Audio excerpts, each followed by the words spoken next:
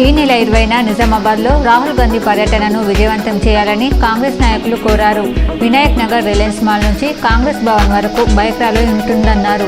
కాంగ్రెస్ భవన్ నుంచి railway station, Nehru park, Rajarajendra theatre వరకు పాదయాత్ర అనంతరం కార్నర్ మీటింగ్ పాల్గొంటారు. కామారెడ్డి జిల్లా బాన్స్వాడ పట్టణంలోని పిఆర్ గార్డెన్స్లో ఈరోజు కాంగ్రెస్ పార్టీ నియోజకవర్గ ఇన్ఛార్జ్ కాసుల బాలరాజ్ ఆధ్వర్యంలో రాహుల్ గాంధీ కార్యకర్తల సన్నాహక సమావేశం ఏర్పాటు చేశారు.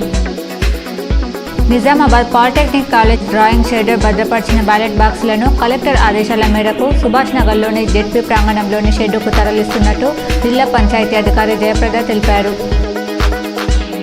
కామారెడ్డి జిల్లా కేంద్రంలో ఓటు హక్కుపై అవగాహన కోసం ముగ్గుల పోటీ నిర్వహించామని జిల్లా కలెక్టర్ జితేశ్వరి పాటిల్ తెలిపారు.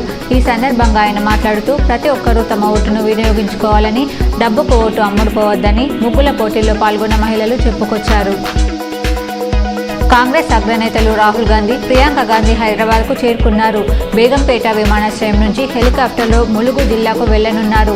రామప్ప ఆలయంలో పూజలు చేసి తొలి విడత బస్సు యాత్రను ప్రారంభిస్తారు. డిసెంబర్ 3న ఓట్ల లెక్కింపు సందర్భంగా బుధవారం ఎస్పీ సింధు శర్మ, అదనపు కలెక్టర్ చంద్రమోహన్ సంబంధిత అధికారులతో కలిసి ఎస్పీ కార్యాలయం సమీపంలోని కౌంటింగ్ కేంద్రాలను పరిశీలించారు.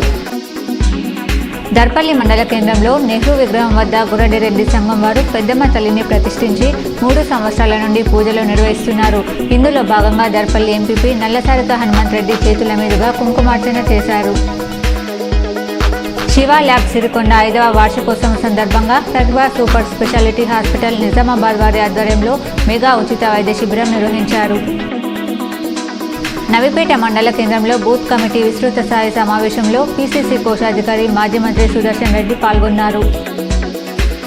దర్పల్లి మండల కేంద్రంలో రైతు వేదికలో దర్పల్లి, సిరికొండ, ఇందల్వాయి మండలాలకు చెందిన BLOలకు ఓటుపై అవగాహన కల్పించాలని నిజామాబాద్ ఆర్డీఓ రాజేంద్ర ప్రసాద్ అన్నారు.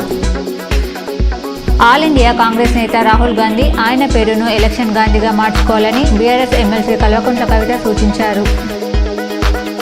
నిజామాబాద్ నగరంలోని ఖలీల్వాడి ప్రాంతంలో దంపతులు, 3 యువకులు నాటు తుపాకీతో బెదిరించారు. నిందితులను స్థానికులు పట్టుకుని 1వ టౌన్ పోలీసులకు అప్పగించారు. తుపాకీ పేలడంతో స్థానికులు భయాందోళనకు గురయ్యారు.